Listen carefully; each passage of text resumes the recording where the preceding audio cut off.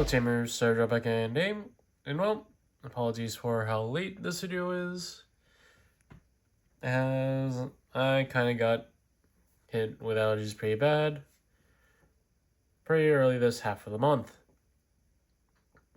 And well, with that aside, let's get into it, as, well, going for first deck list in 2.5 format is being the post-ban list, Takemikazuchi. Since it really did take a beating, this ban list, with the main Fenrilooga pretty much taking the hit for the deck. But with 2.5 stuff, we pretty much can see the deck hitting back to a much more lesser degree. Well, before we get into it, don't forget to like, comment, subscribe to help with the algorithm. And let's crack on. And cracking into the deck list itself, starting off with the egg deck, pretty much normal egg as usual is the still busted B214 Belmon for the ability and once return clause of being able to digivolve into a Dark Animal or SLC trait that you discarded. Well, continuing on from there, for the most part, we have a slightly altered rookie lineup, since we have now gone pretty much full Luga.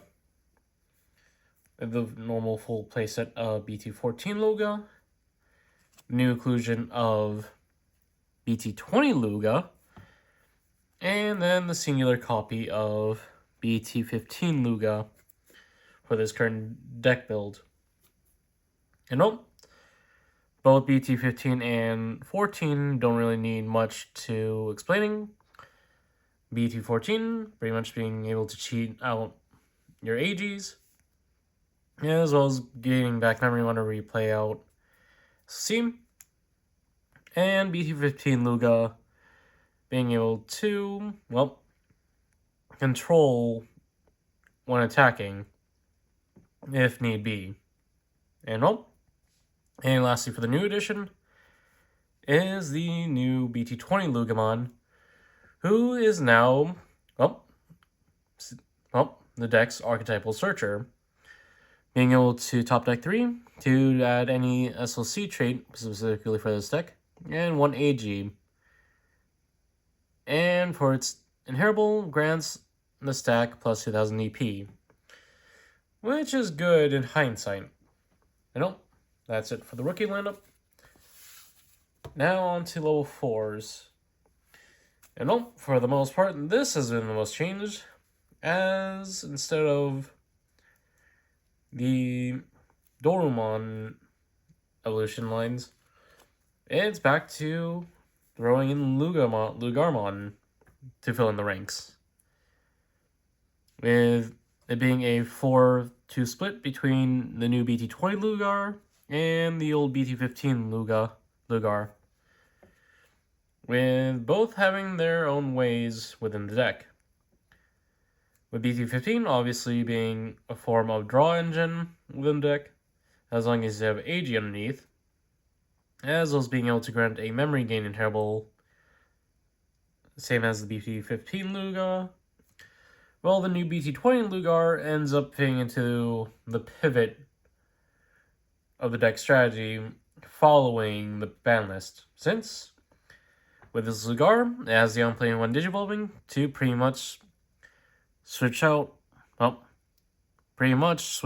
hand to recycle a SLC piece from trash, as well as granting a plus 2000 EP boost, as similar to its BT20 Luga counterpart. And following the lineup is the delightful trio of Tyrannomon from BT15, since they still see use as searchers as well as being blocker bodies for the deck, since you still will probably need them to dig your deck now more than ever, following the, Fenrilooga limitation. And that's it for the level 4 lineup. Now on to the level 5s, which in my opinion, well, obviously has not really seen much change since it's still the 4-2 split of Sulugar and Hellugar for their usage.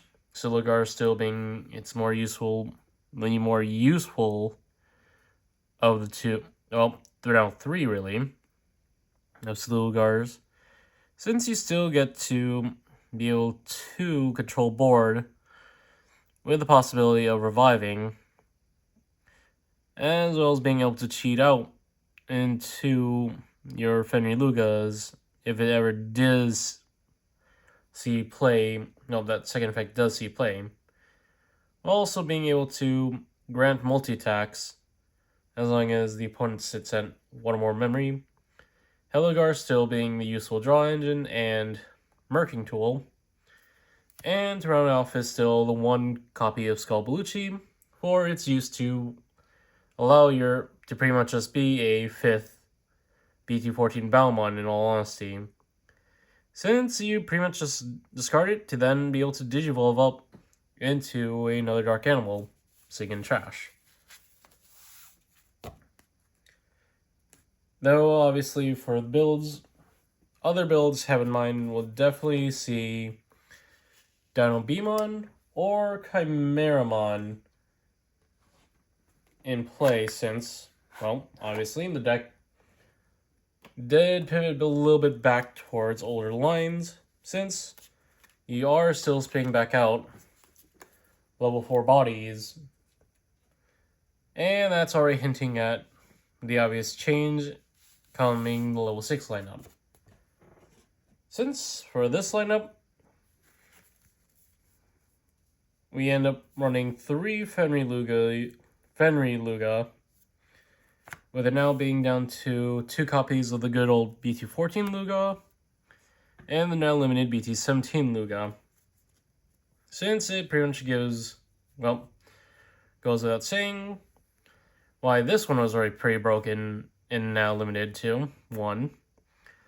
Since, well, this Fenrilooga has always been the bane by being an instant Takemikazuchi once everything's been set up.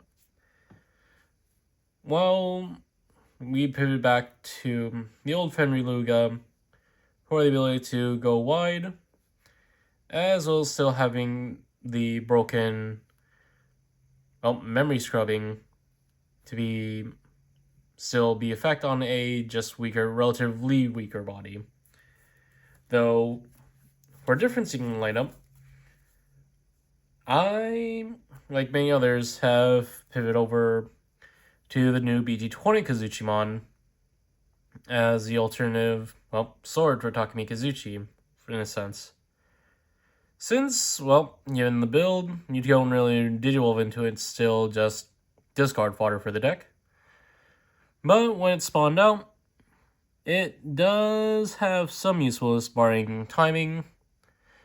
Though the inheritable is definitely up to opinion, but it allows you to work with the old Takemikazuchi, as whenever the stack sees the security being removed, well, your own security being removed, and, well, that secondary, well, the other conditions already pretty met, you get to recover 1.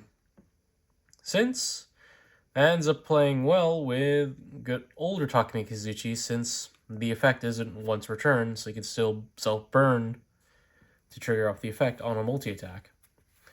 And without further ado, on to the level 7 lineup, which for me ended up becoming a 2-2 split between the new BT20 Takemikazuchi and the good old BT17 Takemikazuchi. And once again, the main goal of this deck is to bring out older Takemikazuchi to pretty much just, well, rumble down the opponent, while also controlling the board. Though with the new Takemikazuchi Ace in hand, you also have another avenue to work with. Since the new BT20 Seeker line ended up pivoting away from the broken memory aesthetic, since with it being able to be on hard played in one Digivolving, it's 2 of the opponent's Digimon with minus 10,000 DP for the turn. And then while a Tamer card is in its source, you get to delete 10,000 DP, a 10,000 DP or lower Digimon. And then when attacking, you get to trigger its one Digivolving effect again. With it being more so a control element than anything, since at most you'd probably be seeing this go off, I'd say 2 times whenever you play out Takemikazuchi Ace, since the Blast Digivolve is viable for the deck. It's just that as long as you keep a Kazuchimon in hand, while you have a Fenriloogamon on board to work with to get this come out. But still, between the two, it's more or less the lesser two evils following the post-ban list. Well, that's it for the Digimon lineup. Now on to Tamers. And for the most part, it's mostly seen a few edits, since, well, still run full playset of Analog Youth, just for its ability to simply, well, set up trash for you, as well as being search engine. A 2-1 split between BT17 Coldcracker Fang and the good old BT14 AG, since both are still useful, with Coldcracker Fang obviously being the memory server for the deck, and AG just being, well, now being relegated to a more easier to play, since the newest edition is actually the new BT20 Coldcracker Fang and Hacker Judge Dual Tamer, which is the same cost as Memory Tamer for the deck, but has the ability, pretty much these passive memory gain of BT14 AG, but is a little bit more of a very intuitive tool within the deck now, since, well, for its all turns, whenever it sees any of your Digimon be played out or Digivolve, it allows you to Mind Link with one of your Digimon, in this case with the SOC trait. And that ends up being worded quite well in the sense that, from intuitive sense, it actually means any of your other Tamers can Mind Link. Well, more specifically, Coldcracker Fang and AG, alternatively, or you could Mind Link, well, this card on the turn, well, when it sees it, since it ends up being a combination of both Tamers' Mind Link effects, since it grants both Alliance, Piercing, and Barrier to the Digimon that you're Mind Linking with, which is a whole suite of effects that definitely helps Takemikazuchi survive longer on the field, and as well being a very offensive menace. And that's it for the Tamer lineup. Now on to the option lineup. And well, given the pivot for the deck, I mostly switched over towards recursion for the most part, since I ended up going for a 1-2 split of Calling from Darkness into purple scrambles, and then bringing utility down to 1 with 1 copy of Wisdom Training, just for its still usefulness of being a searcher and, well, boosting the endgame by allowing you to reduce evolution cost by 2 still. Well, obviously with the idea of recursion, since, again, your endgame tends to be trying to bring out BT17, well, have BT17 Fenrilooga in hand to pretty much be a menace to the board, since Calling from Darkness is practically a 1-cost recycle 2 on empty board. Purple Scramble obviously being to scrub the draw into a piece that you're missing for its delay, while also speeding up evolution. And that's about it for the deck itself. And now on to the combo. Starting off pretty much for the most part, starting off the game, you'd want to likely see, obviously, your rookies in hand to start climbing up, as well as your other climbing tools to go into your final end game. And definitely need to see your Tamers, with cool boy with analog youth being one you want to see pretty early on to establish, and then having any of the AG named Tamers to be able to be used as discard fodder.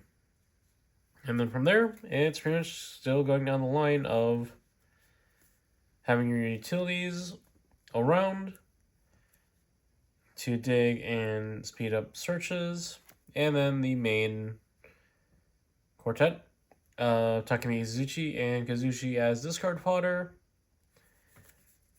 and then the rest of the Digimon lineup as utility and pivot points in case. Since for the most part, the deck is still pretty much still follows its normal line of just establishing a board and just building up a stack that you could pretty much rush down the opponent as you establish analog use, and then your Tamers filtering them out off of BT14 Lugo to then either go wide with good old BT14 Fenriloogamon, being able to spawn out to more level 4 lower Digimon from trash, or have the kill switch with Fenriloogamon to go into the older Takemikazuchi by reviving Kazujimon from trash.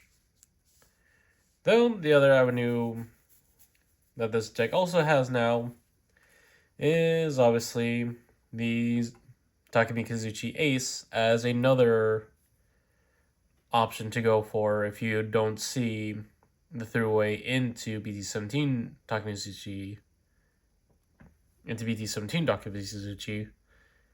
with Takemikazuchi Ace still being useful in the fact that it still can be a control element as you stall out for the kill with it.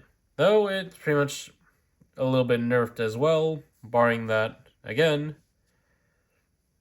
the only Fenriloogamon that is run within this deck with Inheritable is only the one copy of the BT17 one to grant the turn keep Inheritable.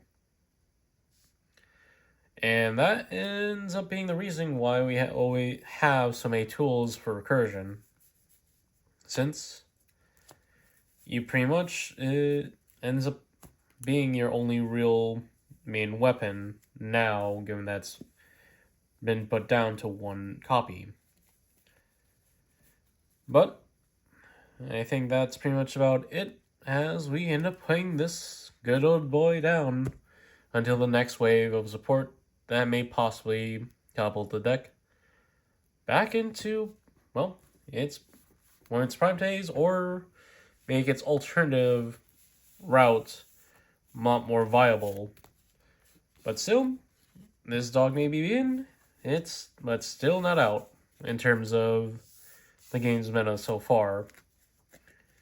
Just that it's now hard to just make an easy win out of it. Which, in hindsight, in all honesty, is a good thing for the health of the game. But well, overall, that has been my deck profile on Takemikazuchi during the 2.5 format post-ban list. And well, overall, again, this ends up being a testament to how many options there are within the game to either form the deck differently or just try to find ways to still keep the original DNA of a very good deck. But yep, that's about it for my deck list and view on things. And nope, don't forget to comment to like, comment, and subscribe to help with the algorithm, and feel free to share this around. And this is Cyberdraw, signing off.